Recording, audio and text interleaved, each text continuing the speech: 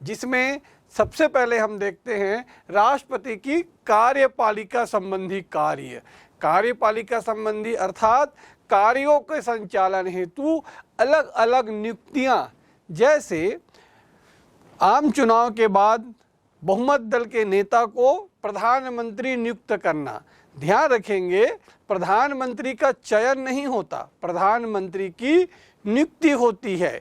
आम चुनाव के बाद जो सबसे बड़ा दल होता है या जो सबसे बड़ा गठबंधन होता है, वह गठबंधन या दल राष्ट्रपति के समक्ष प्रस्तुत होता है और वह कहता है कि भाई हमें बहुमत है या हमारे पास बहुमत का आंकड़ा है, हमें सरकार बनाने की अनुमति दी जाए। तो राष्ट्रपति जो है उस दल या गठबंधन का जो प्रमुख है उसको प्रधानमंत्री नियुक्त करता है। इसी प्रकार से भारत के अलग अलग राज्यों में और केंद्र शासित प्रदेशों में, राज्यों में राज्यपाल की नियुक्ति और केंद्र शासित प्रदेशों में उपराज्यपाल की नियुक्ति जो है राष्ट्रपति करता है। ये सभी उन राज्यों में या उन केंद्र शासित प्रदेशों में राष्ट्रपति का प्रतिनिधि होता है, उसके अनुरूप वो कार्य करता है। और एक प्रकार से राज्यपाल भी जो हो प्रत्येक राज्य का संवैधानिक प्रमुख होता है और वह राष्ट्रपति के प्रति जवाबदेह होता है, क्योंकि राज्यों में राज्यपाल ही राष्ट्रपति का प्रतिनिधि होता है। इसी प्रकार से महान न्यायवादी, अब ये महान न्यायवादी क्या है? तो महान न्यायवादी एक प्रकार से आप समझ सकते हैं कि वो सरकार और न्यायपालिका के बीच में एक कड़ी के रूप में कार्य करती है। मान लो अगर न्यायपालिका को कुछ जानकारी चाहिए सरकार से, सरकार के समक्ष अपनी बातें रखना है, तो ये महान न्यायवादी जो होते हैं इनको बुलाया जाता है, भाई हमारी ये बात है, आप सरकार से बात करिए। सरकार को अगर अपनी कोई बात न्यायपालिका के समक्ष पहुंचाना है, प्रस्तुत करना है, तो ये जो महान न्यायवादी होते हैं वह जो है कार्य करते हैं। तो एक प्रकार से हम कह सकते हैं कि महान न्यायवादी जो होता है वो सरकार का कानूनी सलाहकार होता है, कानूनी पक्षकार होता है, और न्यायपालिका और सरकार के बीच में जो महान न्यायवादी होते हैं वो एक सेतु का कार्य करते हैं। इसी प्रकार से महालेखाकार परीक्षा नियंत्रक का भी चयन नियुक्ति जो है राष्ट्रपति करता है। ये क्या है? ये होता है जो पूरी शासन व्यवस्था है, शासन के जो वित्तीय लेन देन हैं उसका जो है ऑडिट होता है। ध्यान रखेंगे, जब कोई बजट पास होता है तब वो खर्चा होता है और खर्चा होने के बाद उसका ऑडिट किया जाता है। तो ये जो ऑडिट का जो काम करते हैं उसका जो जांच की जाती है कि भाई वो जो पैसा है उसका सही उपयोग हुआ है कि नहीं हुआ है, जिन योजनाओं के लिए जो जो राशि का आवंटन किया गया था उन राशियों का उन योजनाओं में खर्च हुआ है कि नहीं हुआ है, इसका देख रेख करता है महालेखाकार। इसे ही हम CAG कहते हैं। और इसके जो हेड होते हैं महालेखाकार नियंत्रक जो होते हैं उसकी भी नियुक्ति जो है राष्ट्रपति के द्वारा की जाती है, राज्यों में राज्यपाल के द्वारा की जाती है। इसी प्रकार से अनेक आयोग बने हुए हैं, जैसे राष्ट्रीय मानव अधिकार आयोग, संघ लोक सेवा आयोग और वित्त आयोग। ऐसे बहुत सारे आयोग अलग अलग विभागों के अलग अलग, महिला आयोग, बाल संरक्षण आयोग, अलग अलग आयोग जो है कार्य करते हैं अलग अलग विषयों के, अलग अलग विभागों के। इन आयोगों के अध्यक्षों और उनके सदस्यों की नियुक्ति भी राष्ट्रपति के द्वारा की जाती है।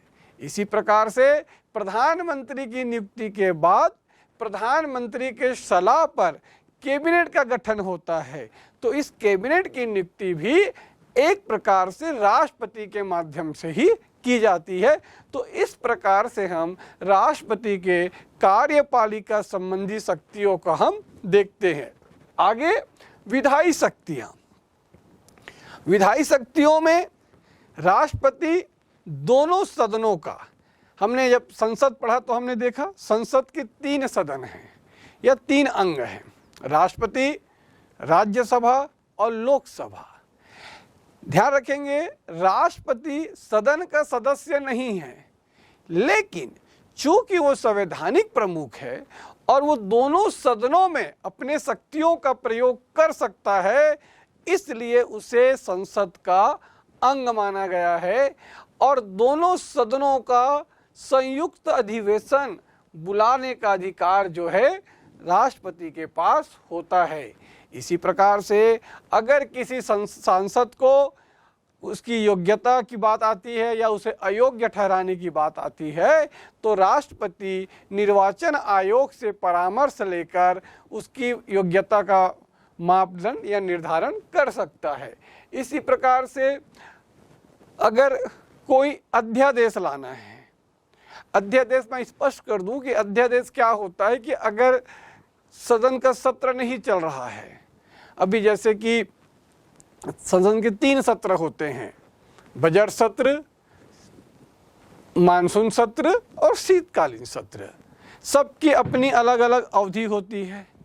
अगर ऐसा समय आया कि सदन का सत्र नहीं चल रहा है और किसी आवश्यक विषय पर कोई कानून बनाना हो, तो सरकार द्वारा, कैबिनेट द्वारा एक अध्यादेश लाया जाता है। उस अध्यादेश को राष्ट्रपति के द्वारा स्वीकृति दी जाती है, उसकी स्वीकृति ली जाती है। इस प्रकार से अध्यादेश जो है एक कानून का रूप धारण कर लेता है और यह एक टेम्पररी व्यवस्था है, क्योंकि सदन की कार्रवाई नहीं चल रही है। आगे ये होता है कि जब भी सदन की कार्रवाई प्रारंभ होगी तो उसके 6 सप्ताह के भीतर, मतलब 1.5 महीने के भीतर उस अध्यादेश को प्रस्तुत करना है और उसे पास कराकर कानूनी रूप से उसको प्रक्रिया को में लाना है। तो इस प्रकार से विषम परिस्थितियों में या अति आवश्यक समय में राष्ट्रपति द्वारा अध्यादेश की स्वीकृति प्रदान की जा सकती है। आगे देखते हैं कि जो भी कानून बनता है, आप जानते हैं कि संसद के दोनों सदनों की स्वीकृति के बाद कानून का निर्माण होता है। तो जब कोई भी कानून बनता है तो वो राष्ट्रपति के समक्ष प्रस्तुत किया जाता है और राष्ट्रपति के स्वीकृति के उपरांत उसका नोटिफिकेशन गजट जारी होता है और इस प्रकार से वह जो है कानून का रूप धारण कर लेता है। तो इस प्रकार से राष्ट्रपति के पास कार्यपालिका संबंधी शक्तियाँ जो है होती हैं। इसी तरीके से न्यायिक शक्तियाँ, तो न्यायिक शक्तियाँ में क्या होता है कि राष्ट्रपति के पास क्षमादान की शक्ति है, अर्थात अगर कोई व्यक्ति, अगर कोई इसे सजा दिया गया है, अंतिम जो हमारे पास देखिए प्रत्येक जिले में जिला स्तरीय या जिला न्यायालय है, राज्यों में राज्य स्तर पे उच्च न्यायालय है और पूरे देश के लिए एक सर्वोच्च न्यायालय है। आप सब जगह गए और सभी ने आपको सजा दिया, अंतिम कड़ी आपके पास बच गया सर्वोच्च न्यायालय। सर्वोच्च न्यायालय ने भी आपको दोषी ठहराते हुए सजा दे दिया। इसके बाद आपके पास क्षमा याचना मांगने की एक अंतिम जो स्थान शेष रह जाता है वो राष्ट्रपति है और इस प्रकार से राष्ट्रपति कानूनी परामर्श लेकर किसी सजा याफ्ता व्यक्ति के को क्षमादान दे सकता है। ये अधिकार जो है राष्ट्रपति को न्यायिक शक्ति के रूप में प्रदान है। इसी प्रकार से सर्वोच्च न्यायालय से परामर्श, विभिन्न विषयों पर राष्ट्रपति जो है सर्वोच्च न्यायालय से परामर्श करता है। किसी कानून की कोई व्याख्या करना है या कोई नया कानून बन रहा है या कोई कानून में संशोधन हो रहा है तो राष्ट्रपति जो है सर्वोच्च न्यायालय के न्यायाधीशों या जिसको समझता है कि यह न्यायिक वेदता है या न्यायिक ज्ञाता है तो उससे वो परामर्श ले सकता है। इसी प्रकार से वित्तीय शक्ति, राष्ट्रपति की बहुत सारी वित्तीय शक्ति उसके पास निहित होती है। सबसे पहले आता है बजट। हम सभी जानते हैं कि भारत ही नहीं प्रत्येक देश का प्रत्येक वित्तीय वर्ष में एक बजट बनता है। ध्यान रखेंगे एक वित्तीय वर्ष अर्थात उस साल में आय की साधन, आय का जरिया, कहाँ कहाँ से पैसा आएगा और उन पैसों को किन किन मदों में खर्च किया जाएगा। तो एक साल का लेखा जोखा जो होता है आय और व्यय का, वो कहलाता है बजट। तो ये बजट वित्त मंत्रालय बनाता है, उसे सदन में प्रस्तुत किया जाता है और सदन की स्वीकृति के अनुबाद राष्ट्रपति के पास जाता है और राष्ट्रपति उस बजट पर अपनी मुहर लगाता है, तब जाके उस बजट को आप खर्च कर सकते हो। इसी कड़ी में हम देखते हैं कि अनुदान मांगे। कई बार विभिन्न विभागों में विभिन्न विषयों के लिए अनुदान मांगे जाती है कि भाई हमें अलग से अनुदान दिया जाए, ये पैसा जो आपने बजट पे रखा था उस पैसे से हमारा काम नहीं चल सकता या बजट कम पड़ रहा है, तो अनुदान मांगे। कभी कभी अगर कोई काम चल रहा है, कोई निर्माण कार्य हो रहा है, अचानक किसी वस्तु का दाम बढ़ गया तो स्वाभाविक है बजट इससे प्रभावित होगा। ठीक, तो इस तरीके से बजट अनुदान मांगों पर भी जो है राष्ट्रपति की स्वीकृति आवश्यक है, यह भी उसके वित्तीय कार्य का ही एक हिस्सा है। इसी तरीके से जो आकस्मिक निधि होती है, राष्ट्र और राज्य कुछ आकस्मिक निधि रखती है। आकस्मिक निधि के अंतर्गत जो जरूरी कार्य हैं, शब्द से स्पष्ट, आकस्मिक अचानक अगर कोई काम पड़ गया तो भाई जो आपदा है वो बता के तो नहीं आएगा। मान लो कोई बड़ा तूफान आ गया, बाढ़ आ गया, भूकंप आ गया, खासकर प्राकृतिक आपदाएं जो होती है ना, या अचानक कोई युद्ध की स्थिति हो गई, तो ऐसी जो आपातकालीन स्थिति में जो पैसे लगे चाहिए, अचानक से जो खर्चे आते हैं, उसके लिए आकस्मिक निधि की हम व्यवस्था सरकार द्वारा की जाती है। उस आकस्मिक निधि का जो खर्च है उसका नियंत्रण जो है यह भी राष्ट्रपति के हाथों में निहित होती है। इसी तरीके से हम देखते हैं कि वित्त आयोग की नियुक्ति, जैसे सीएजी है, महालेखाकार है, वैसे ही वित्त आयोग होता है। वित्त आयोग पूरे देश के वित्तीय संसाधनों का ब्यौरा रखता है, लेखा जोखा रखता है, किन किन मदों पे खर्च होना है, क्या भविष्य की योजनाएं होनी चाहिए, इस प्रकार के कार्यों को संपादित करता है वित्त आयोग। तो इसके भाई जो इसमें जो भी कार्य जो होते हैं या इसके जो कार्य करने वालों की नियुक्ति, परामर्श, ये सारी चीज़ें राष्ट्रपति के कार्यों में निहित है। इसी कड़ी में सैन्य शक्ति, राष्ट्रपति जो होता है वो तीनों सेनाओं का प्रमुख होता है। तीन सेना, जल, थल और वायु, ये जो तीनों सेना जो हमारे देश की सीमाओं की सुरक्षा के लिए बनाया गया है, इन तीनों सेनाओं का जो राष्ट्रपति जो होता है वो सबसे प्रमुख कमांडर होता है। सब बाकी जो उनके नीचे जो कार्य करते हैं उनके सलाह से कार्य करते हैं। तो ये सबसे बड़ा जो पूरे देश की सुरक्षा तंत्र का जो प्रमुख होता है वो राष्ट्रपति का होता है। इसी प्रकार से युद्ध और शांति की घोषणा, भारत ने कई बार युद्ध देखे हैं आज़ादी के बाद भी, चाहे वो भारत चाइना 1962 का वार हो, उसके पहले भारत पाकिस्तान के युद्ध हो, उसके बाद 1965 में जो युद्ध हुआ, या भारत बांग्लादेश पाकिस्तान 70-71 का युद्ध हो, कारगिल युद्ध हो। तो ऐसे अगर कोई युद्ध की स्थिति होती है तो उसकी घोषणा भी राष्ट्रपति करता है, और युद्ध के बाद, युद्ध समाप्ति के बाद शांति की घोषणा जो है राष्ट्रपति करने का अधिकार है। तो इस प्रकार से उसके पास ये सैन्य शक्तियां हैं। सबसे महत्वपूर्ण है आपातकालीन शक्ति।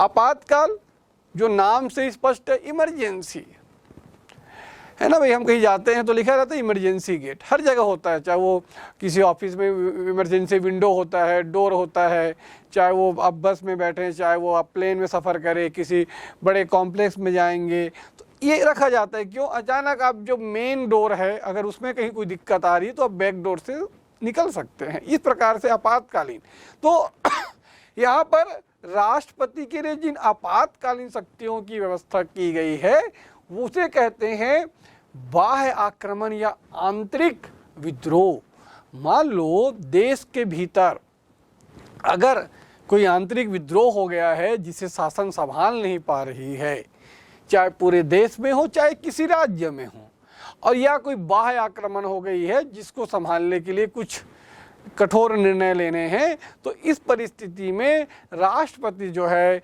देश में या किसी राज्य में आपातकाल की घोषणा कर सकता है। और अगर किसी राज्य की आंतरिक व्यवस्था सही तरीके से कार्य नहीं कर रही है तो राष्ट्रपति वहाँ पर राष्ट्रपति शासन लगा सकती है, अर्थात वहाँ की राज्य सरकार को बर्खास्त कर सकती है और डायरेक्ट राष्ट्रपति का शासन जो है वहाँ लागू किया जा सकता है। समय समय पर पूरे देश के अलग अलग राज्यों में कई बार हमें राष्ट्रपति शासन जो है देखने को मिलती है। हालांकि अगर पिछले 8-10 सालों की हम बात करें तो राष्ट्रपति शासन अब हमें कम देखने को मिल पा रहा है। जनरली जब विभिन्न राज्यों में बहुमत की सरकारें जब से बनने लगी है, राष्ट्रपति शासन की संभावना कम हो गई है। सामान्यतः गठबंधन की सरकारों में राष्ट्रपति शासन की संभावनाएं बन जाती है, विशेषकर अगर किसी दल के पास बहुमत न हो या कोई सरकार गिर जाए बहुमत के अभाव में तब। इसी प्रकार से वित्तीय आपातकाल, मान लो देश की वित्तीय व्यवस्था जो है चरमरा गई है, पैसे नहीं हैं, विदेशी कर्ज बढ़ गए हैं, सरकारी अधिकारी कर्मचारियों को वेतन के लाले पड़ गए हैं, सरकार का खजाना खाली है। ऐसी स्थिति में राष्ट्रपति जो है वित्तीय आपातकाल की घोषणा कर सकता है और स्थिति अनुसार वित्तीय प्रबंधन या वित्तीय कटौती का भी वो कार्य या उसका निर्णय ले सकता है। इस प्रकार से राष्ट्रपति का विभिन्न अलग अलग विषयों पर अलग अलग क्षेत्रों में हम उनकी भूमिका देखते हैं। तो भारत का जो राष्ट्रपति होता है, जैसे हमने पहले ही जाना कि वो संवैधानिक प्रमुख तो है, लेकिन स्वयं वो अपने कार्यों का संपादन नहीं करता। उनके कार्यों के संपादन के लिए उसे एक मंत्रिमंडल, कैबिनेट बना के दिया जाता है और उस मंत्रिमंडल के आधार पर ही वो पूरे देश में शासन चलाता है या संवैधानिक शक्तियों का, अधिकारों का राष्ट्रपति जो है प्रयोग करता है। राष्ट्रपति के सहयोग के लिए पूरी एक राष्ट्रपति का कार्यालय होता है, उसका पृथक भवन होता है जहां वह रहकर पूरे देश के शासन तंत्र को संभालता है, शासन तंत्र को देखता है, नियंत्रित करता है। समय समय पर राष्ट्रपति अलग अलग राज्यों के राज्यपालों को बुलाकर उससे बात कर सकता है, उससे परामर्श ले सकता है, उससे पूछताछ भी कर सकता है। मान लो किसी राज्य में कोई घटना घट गई तो राष्ट्रपति उस राज्य के राज्यपाल से पूछ सकता है कि भाई बताइए इस विषय पर आपका क्या कहना है, ये घटना क्यों घटी। मैंने पहले ही कहा था कि राज्यपाल जो होता है वो राष्ट्रपति का प्रतिनिधि होता है, केंद्र का प्रतिनिधि होता है, राष्ट्रपति द्वारा राज्यपाल की नियुक्ति कर दी जाती है। इसलिए किसी भी राज्य का राज्यपाल पूरी तरीके से राष्ट्रपति के प्रति जवाबदेह होता है। और इसी प्रकार से राष्ट्रपति जैसे दो राष्ट्रों के बीच में अगर कोई समझौता हो रहा है तो इसको भी राष्ट्रपति देगा। वैदेशिक जो हमारे मामले होते हैं, अलग अलग राष्ट्रों के साथ अलग अलग हमारे जो वैदेशिक संबंध है, इसका निर्धारण भी राष्ट्रपति की महत्वपूर्ण भूमिका होती है। जो भी संधि या समझौते होते हैं वो राष्ट्रपति के नाम पे होता है, क्योंकि राष्ट्रपति राष्ट्र का प्रमुख होता है। प्रधानमंत्री और मंत्रिपरिषद। राष्ट्रपति को सहायता और सलाह देने के लिए मंत्रिपरिषद होती है, जिसका प्रधान प्रधानमंत्री होता है। लोकसभा के बहुमत आधे से अधिक सदस्यों का समर्थन प्राप्त व्यक्ति को राष्ट्रपति प्रधानमंत्री के रूप में नियुक्त करता है। प्रधानमंत्री अपने मंत्रिपरिषद के सदस्यों को चुनता है, जिन्हें राष्ट्रपति नियुक्त करता है। प्रधानमंत्री व्यावहारिक रूप में सर्वाधिक शक्तिशाली होता है। जैसा कि हमने ऊपर पढ़ा, राष्ट्रपति प्रधानमंत्री और मंत्रिपरिषद की अनुशंसा के अनुरूप ही अपने अधिकांश अधिकारों का प्रयोग करता है। यदि राष्ट्रपति मंत्रिपरिषद की सलाह के बिना कार्य करे तो यह असंवैधानिक होगा। प्रधानमंत्री को लोकसभा में बहुमत प्राप्त होने के कारण विधायिका और कार्यपालिका दोनों पर नियंत्रण होता है। प्रधानमंत्री राष्ट्रपति व संसद के बीच सेतु का काम करता है। लोकसभा विघटित हो जाने पर भी मंत्रिपरिषद समाप्त नहीं होती। अगली सरकार के गठन होने तक वह राष्ट्रपति को परामर्श देती रहती है। प्रधानमंत्री की नियुक्ति व सरकार गठन के लिए लोकसभा में बहुमत प्राप्त होना चाहिए। बहुमत का अर्थ है लोकसभा के कुल सदस्यों में कम से कम आधे से अधिक सदस्यों का समर्थन होना चाहिए। यदि वर्तमान लोकसभा में कुल 543 सांसद सीटें हैं तो उसमें बहुमत के लिए कम से कम 272 सांसदों का समर्थन अनिवार्य होगा। लोकसभा के सदस्य कई राजनीतिक दलों या पार्टियों में बटे होते हैं, जैसे Congress party, Bharatiya Janata party, Samajwadi party, Bahujan Samaj party, communist party आदि। कई पार्टियां राज्य विशेष की भी होती हैं, जैसे AIADMK, तृणमूल कांग्रेस, शिरोमणि अकाली दल, असम गण परिषद। हर एक पार्टी की अपनी विचारधारा होती है और नीति संबंधित प्रस्ताव होते हैं, जिनको आधार बनाकर वे चुनाव लड़ते हैं। चुनाव के बाद लोकसभा में विभिन्न पार्टियों के सदस्य चुनकर आते हैं। अगर इनमें से किसी एक पार्टी के 272 या अधिक सांसद हों तो उसके नेता को प्रधानमंत्री नियुक्त किया जाता है। लेकिन यदि किसी भी दल के पास बहुमत ना हो तो एक से अधिक दल गठबंधन कर सकते हैं और मिलकर सरकार बना सकते हैं। गठबंधन दलों के नेता को प्रधानमंत्री के रूप में राष्ट्रपति नियुक्त कर सकता है। प्रधानमंत्री अपने या सहयोगी दलों के सदस्यों में से अपने मंत्रिपरिषद के अन्य मंत्रियों का चयन करता है और उनकी योग्यता व अनुभव के अनुरूप उन्हें विभिन्न विभाग सौंपता है। मंत्रिमंडल को प्रधानमंत्री के नेतृत्व में कार्य करना होता है। प्रधानमंत्री सरकार के सभी महत्वपूर्ण निर्णयों में सम्मिलित होता है और सरकार की नीतियों के बारे में निर्णय लेता है। हम यह कह सकते हैं कि केंद्रीय सरकार के संचालन की धुरी प्रधानमंत्री होता है। मंत्रिपरिषद लोकसभा के प्रति सामूहिक रूप से उत्तरदायी है, अर्थात जो सरकार लोकसभा में विश्वास खो देती है उसे त्याग पत्र देना पड़ता है। सामूहिक उत्तरदायित्व की भावना यह है कि सारे मंत्री एक दूसरे के काम का समर्थन करेंगे और संसद में या सार्वजनिक रूप में एक दूसरे की आलोचना नहीं करेंगे। यह माना जाता है कि सारे मंत्री एक दूसरे तथा प्रधानमंत्री की सहमति से कार्य करते हैं।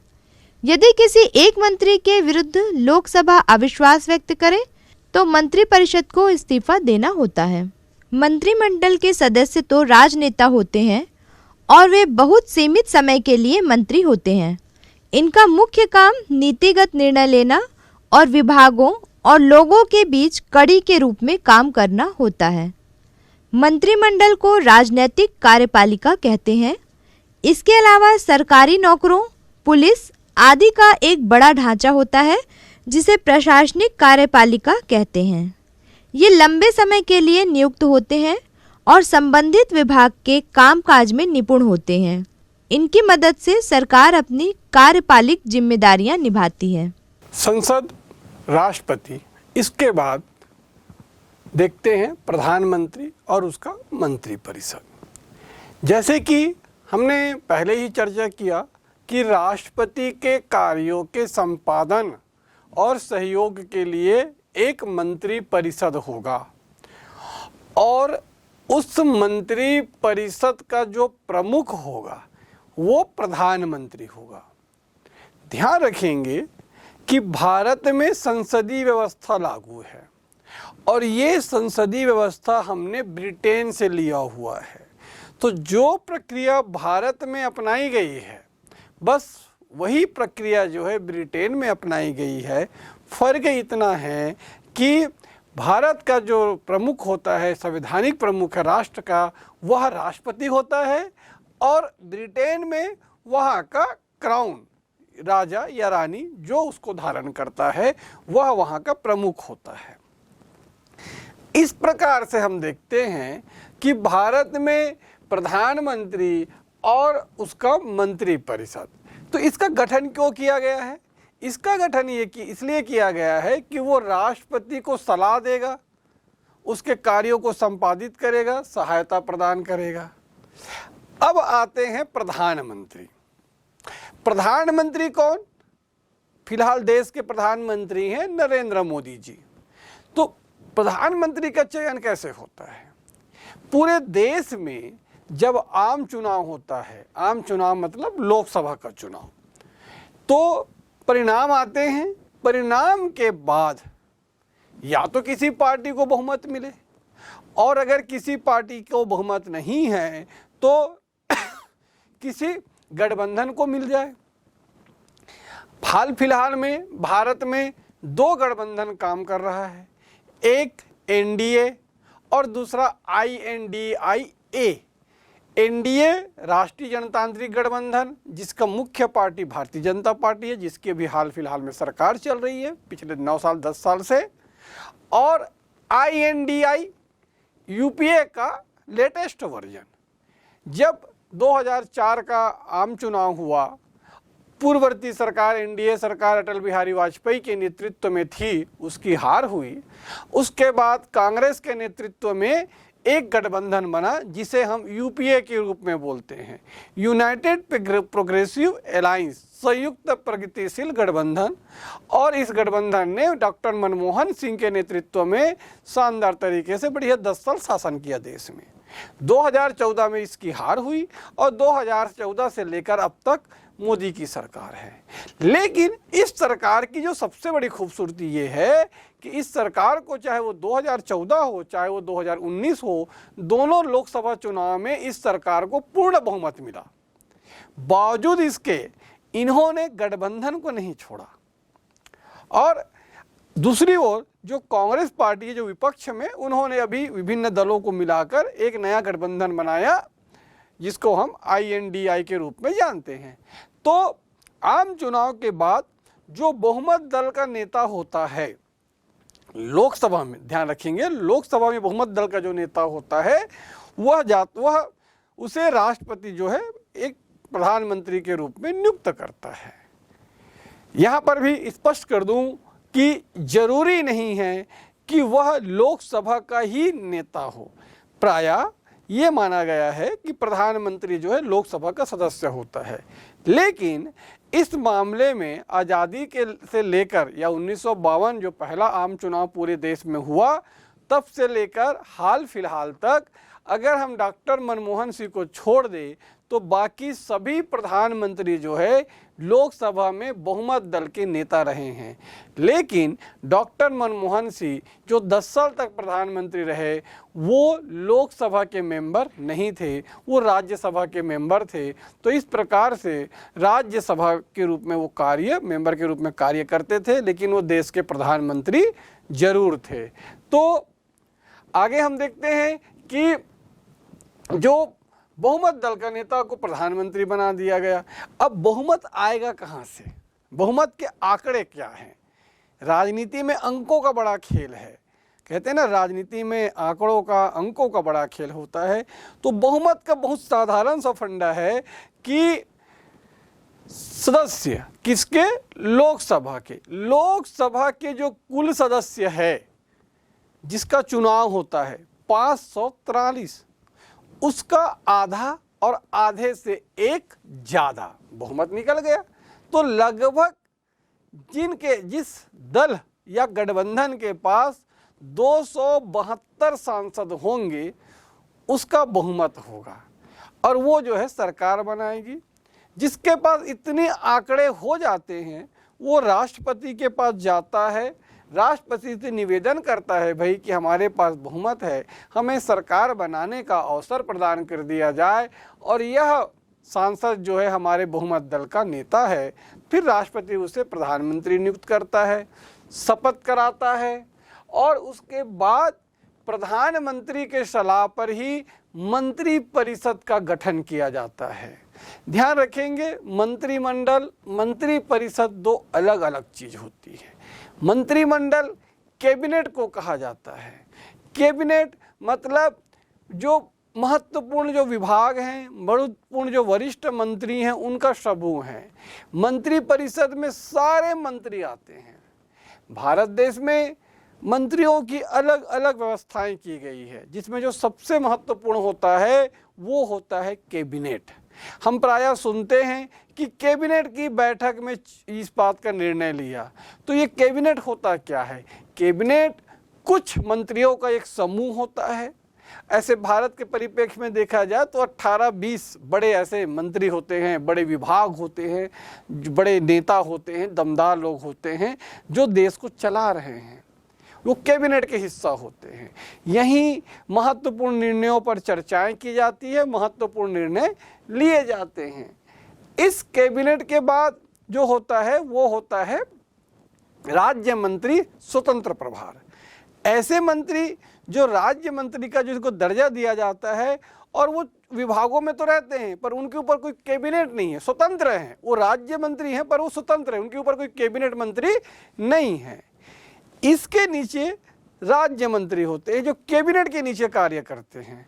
मान लो वित्त मंत्रालय है तो भाई पूरे देश का वित्तीय व्यवस्था को चलाना एक मंत्री के बस की बात नहीं है, तो वो क्या करते हैं, उनके नीचे 2-3 वित्त राज्य मंत्री रखा जाता है जो अलग अलग क्षेत्रों में काम करते हैं। जो बड़े बड़े मंत्रालय होते हैं जैसे वो वित्त मंत्रालय हैं, रक्षा मंत्रालय हैं, गृह मंत्रालय हैं या आपका मानव संसाधन विकास मंत्रालय हैं, ऐसे बड़े बड़े जो मंत्रालय होते हैं, इन मंत्रालयों में राज्य मंत्रियों की व्यवस्था की जाती है और वो राज्य मंत्री जो होते हैं वो कैबिनेट मंत्री के नीचे कार्य करते हैं। इसी प्रकार से उप मंत्री की व्यवस्था की गई है। हाल फिलहाल में भारत में न ही राज्यों में न ही केंद्र में उप मंत्री जैसे कोई पद जो है फिलहाल नहीं भरा जा रहा है। इसी प्रकार से छत्तीसगढ़ के परिप्रेक्ष्य में देखें तो हम पाते हैं संसदीय सचिव। पिछले कार्यकाल में भी आपने देखा होगा विभिन्न सरकारों ने संसदीय सचिव की नियुक्ति की है। ये संसदीय सचिव संवैधानिक तो नहीं होते, ये सरकार की एक व्यवस्था होती है और सरकार जो है मंत्रियों के सहयोग के लिए संसदीय सचिवों की नियुक्ति करता है। तो इस प्रकार के अलग अलग श्रेणियों में हमने देखा कि मंत्री परिषद के सदस्य कैसे कैसे होते हैं। आगे देखते हैं प्रधानमंत्री का कार्य। भी प्रधानमंत्री करता क्या है? तो प्रधानमंत्री जो पूरे देश को चला रहा है, जिसके नेतृत्व में पूरा देश चलता है, निश्चित रूप से उसके पास काम तो बहुत ज़्यादा होते होंगे, पर वो करता क्या है? तो देखते हैं सबसे पहले मंत्री परिषद का गठन। भाई अपनी सरकार चलाना है, सरकार में सहयोगियों की ज़रूरत है, तो वो क्या करता है, सबसे पहले वो मंत्री परिषद का गठन करता है।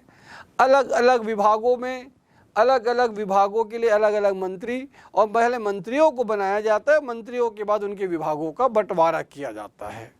आने वाले आम चुनाव के बाद आप देखिएगा कि किस प्रकार से परिणाम आते हैं। परिणाम आने के बाद बहुमत दल का नेता या गठबंधन का जो प्रमुख नेता होता है वो राष्ट्रपति से मिलता है, अपनी बहुमत बताता है कि भाई हमारे पास बहुमत है, नहीं है तो हम बहुमत प्राप्त कर लेंगे। एक विश्वास जताता है राष्ट्रपति के पास कि हमारे पास बहुमत है और नहीं है तो हम बहुमत प्राप्त कर लेंगे, और इस प्रकार से उसको प्रधानमंत्री, उसके बाद वो मंत्री परिषद गठन करता है।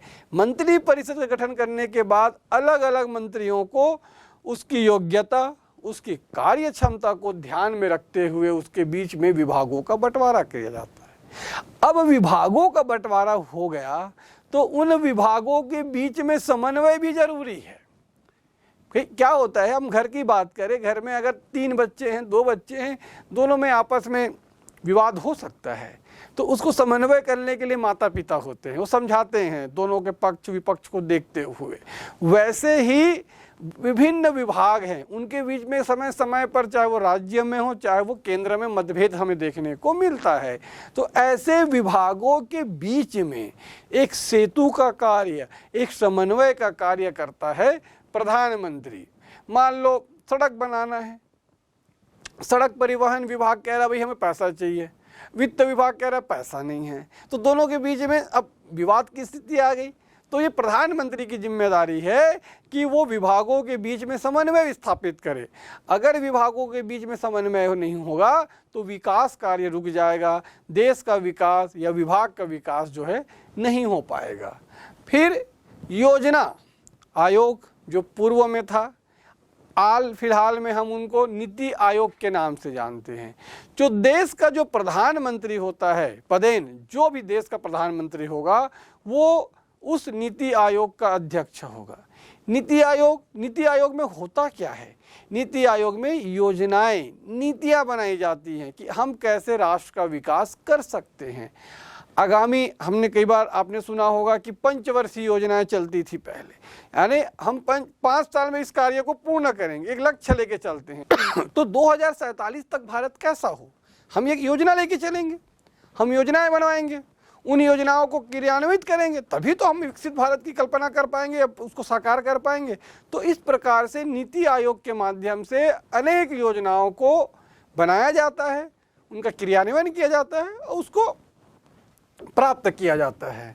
फिर मंत्री परिषद की बैठकों की अध्यक्षता करना। जब भी मंत्रिमंडल या मंत्री परिषद की बैठकें होंगी तो उसका जो अध्यक्षता होगा वो प्रधानमंत्री करेगा। उसके नेतृत्व में भी विभिन्न विषयों पर चर्चा की जाएगी और विभिन्न विषयों पर महत्वपूर्ण निर्णय लिए जाते हैं। इस प्रकार से अलग अलग प्रकार से प्रधानमंत्री जो है कार्य करता है।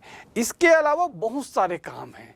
राष्ट्रपति जितने भी नियुक्तियां करती है उसमें कहीं ना कहीं प्रत्यक्ष अप्रत्यक्ष रूप से महत्वपूर्ण भूमिका निभाता है प्रधानमंत्री। चूंकि वो प्रशासनिक प्रमुख है, ध्यान रखेंगे, राष्ट्रपति तो भी ठीक है, राष्ट्र का संवैधानिक प्रमुख है, लेकिन शासन चला कौन रहा है? शासन चला रहा है प्रधानमंत्री। तो प्रधानमंत्री अपने विवेक का प्रयोग करते हुए राष्ट्रपति को परामर्श देता है कि भाई इस आयोग में या इस तरीके से इसको किसको कहाँ कैसे कार्य लिया जाए, कहाँ किसे बैठाया जाए, किसे क्या दिया जाए, कौन व्यक्ति किस कार्य में दक्ष है, कौन व्यक्ति किस कार्य को बहुत अच्छे से कर सकता है, इसकी बारीक जानकारी रखने का प्रयास करता है देश का प्रधानमंत्री। और देश का प्रधानमंत्री अपनी सुविधा के अनुसार राष्ट्र के विकास को ध्यान में रखते हुए अलग अलग तरीके से सलाह परामर्श जो है राष्ट्रपति को देता है। तो इस प्रकार से देश के संचालन में प्रधानमंत्री का महत्वपूर्ण योगदान